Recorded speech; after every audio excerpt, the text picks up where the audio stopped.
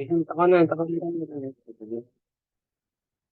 title of the quantitative research is The Social Media and its Impacts on Mental Health of Second-Year College Student of Isabela State University, Kawan Campus.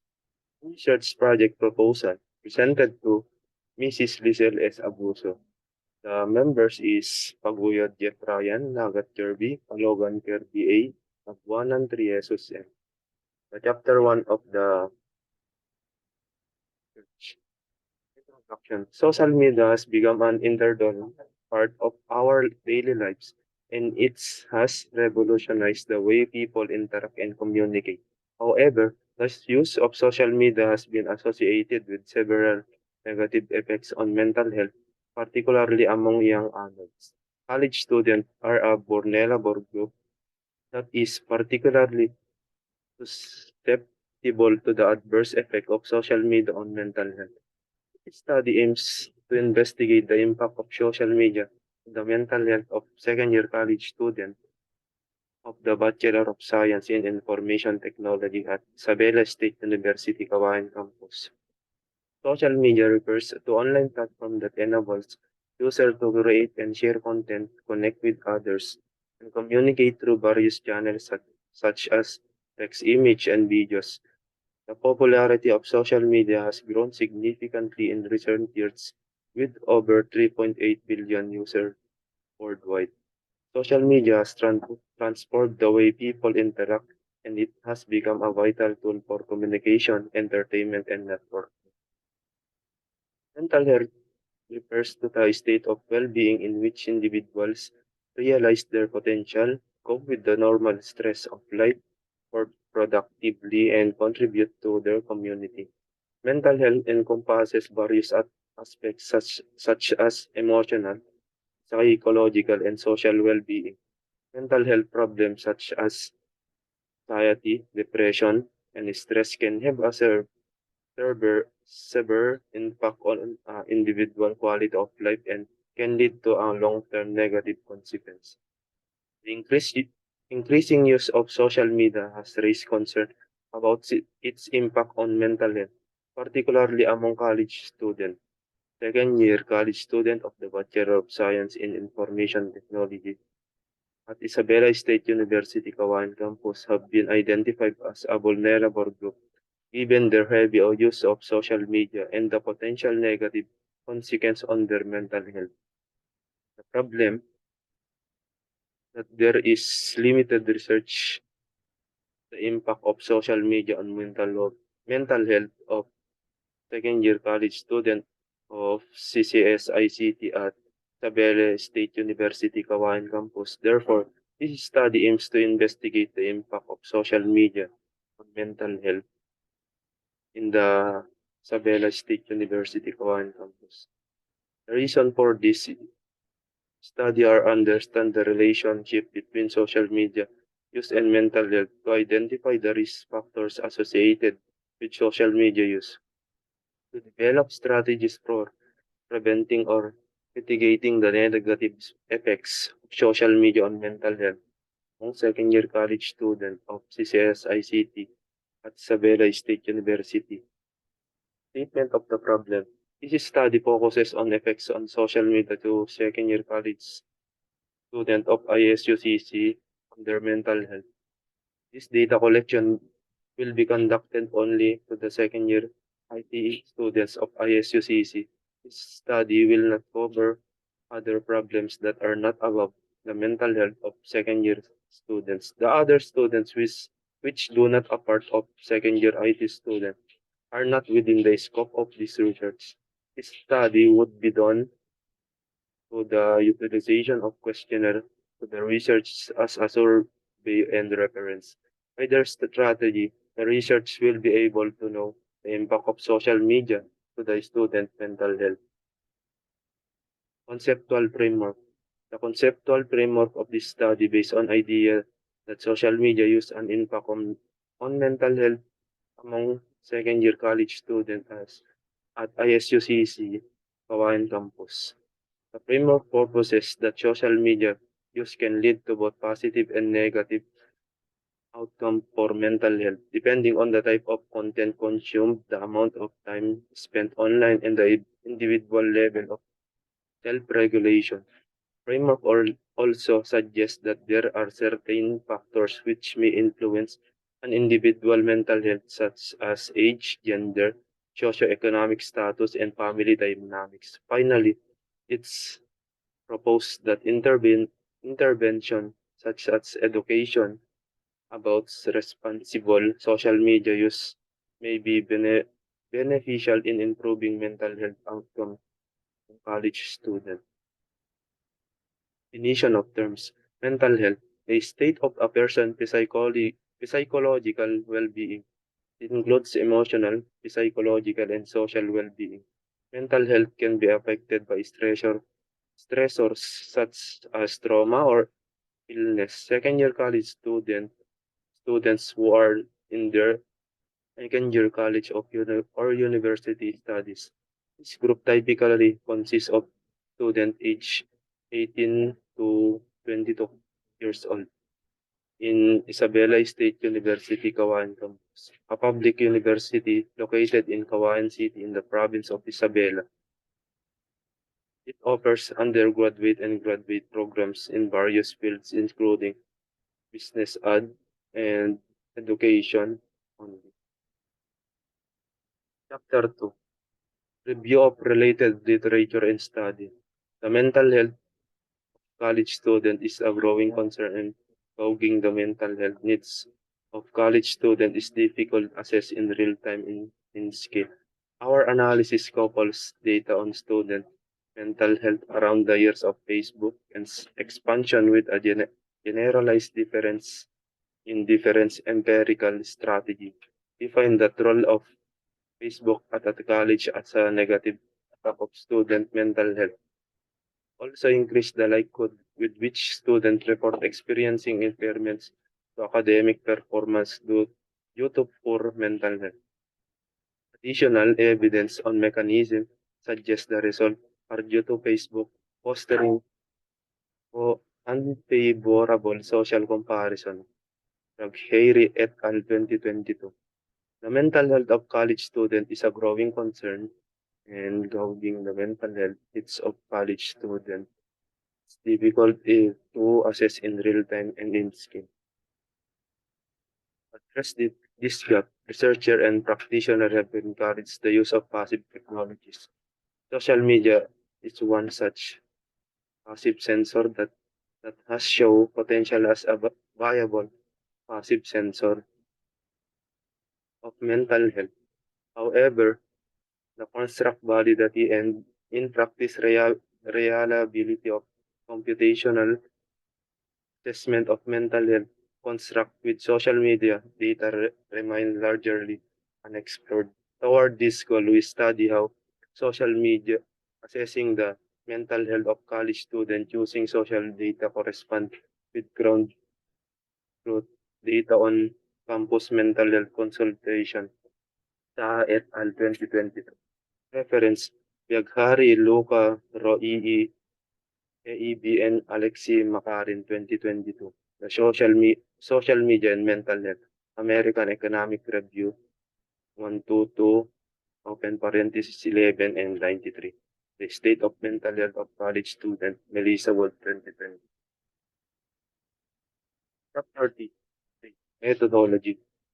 Research design. This study employed quantitative research design as is the best fit for this study. Local of the study. This study was conducted in Caguan City, Isabela. Data source. The data of this study was collected from second-year college student at Isabela State University, Caguan. Instrument. To materialize the objective of this study, the researcher made use of data archiving method since the data needed in social media mental health effects program that can aid of mental health of college students. Archive data are indexed and organized so it can be easily located and retrieved. Data gathering procedure. Through questionnaire answered by IT student of ISU came the answer of second year college student of ISUCC. The data gathered are tabulated so it can be easily analyzed. Data analysis, the record collected after the data gathering procedure, were carefully and systematically examined through quanti- qualitative content analysis. The data were then organized to attain the object of this study.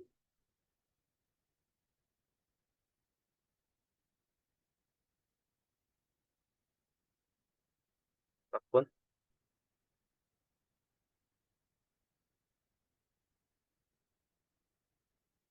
Ikatpon?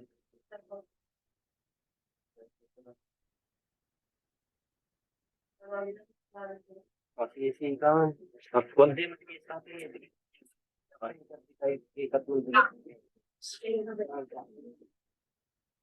Ini na. Data. Pangit yung ang chicken.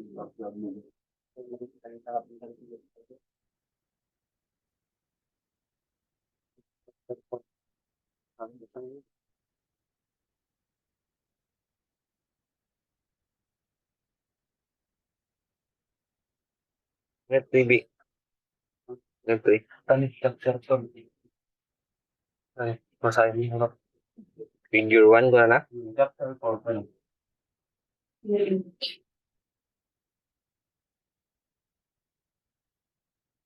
Chapter 4, Figure 1.1.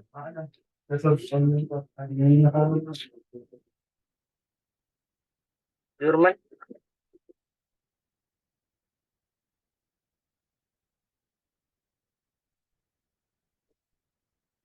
Tani, basahin pa. Chapter 4, Result and Discussion. Ito eh. Tapos ito ito.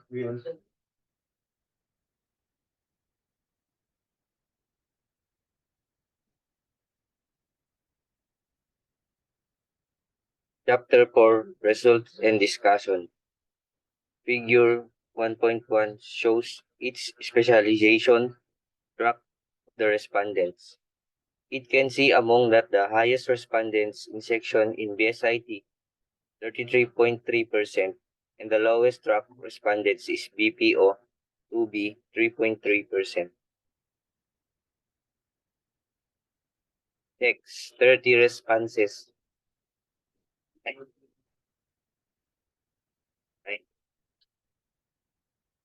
Figure 2.1 shows the gender of the respondents. It can be seen that among 30 respondents, 60% are female, while 40% are male. Figure 3.1 shows that each of the respondents, it can be seen that among 30 respondents, 40% are belong to age 20, while 3.3% are belong to age 18. Figure 3.2 shows that the graph has 20 questionnaire. The highest graph is good total of 203 answered by respondents, while the lowest graph is poor total of 5 answered by respondents. Chapter 5, Summary of Findings, Conclusions, and Recommendations. Summary of Findings. The study found that the use of social media has a significant impact on the mental health of second-year college students of Isabela State University, Kawayan campus. The study also revealed that there was a positive correlation between the amount of time spent on social media and feelings of anxiety and depressions. Some of their studies are affected because of this. They can focus but think more about using social media. Half of our respondents make it a priority and give it more attention. Conclusion. The findings from this study suggest that there is strong link between the use of social media and mental health among second-year college students at Isabela State University, Kawayan campus. The results indicate that those who spend more time on social media are more likely to experience feeling of anxiety and depressions. Recommendations. Based on these findings, it is recommended that students be educated about the potential risks associated with excessive use of social media, such as feeling of anxiety and depressions, It is also recommended that universities provide resources to help students manage their mental health, such as counseling services or support groups. Finally, it is suggested that universities create policies to limit access certain type of content or limit the amount of time spent on social media during school hours.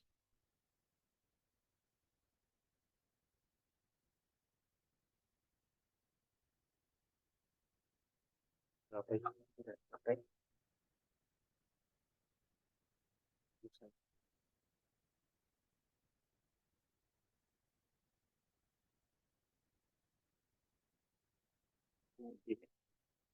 Table 1.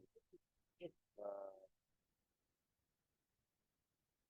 Table 1. Weighted mean and descriptive interpretation of the question answered by the second year college student of ISU Kawayan City. chapter, Result of Chapter 5. Question asked to the respondents. The questionnaire. the questionnaire of research. The questionnaire of this research. Total. Lagi basta? Total. Total of 20. Total of 20. Ino to eh? Atani, basta, iba kang lahat. Total of 20 question. Total of 20 questionnaire And categorize of mental. and categorized of mental health. The four parts. The four parts: Emotional, social, emotional, emotionally, social. socially, mentally, physically. Weighted.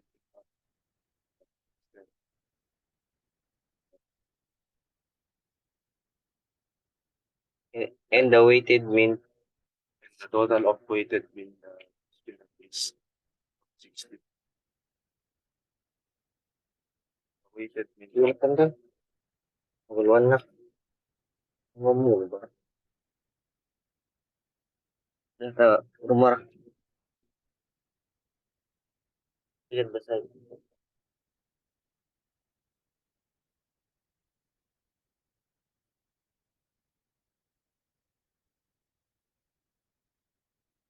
And the total of weighted mean of the questionnaire is 5.62. And the descriptive and interpretation is good.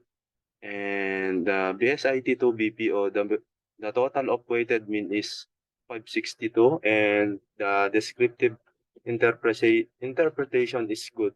And the BSIT2 WAMAD track is same the total of BSIT2 BPO and BSIT2 BA. And the descriptive interpretation is good. And that's all. Thank you.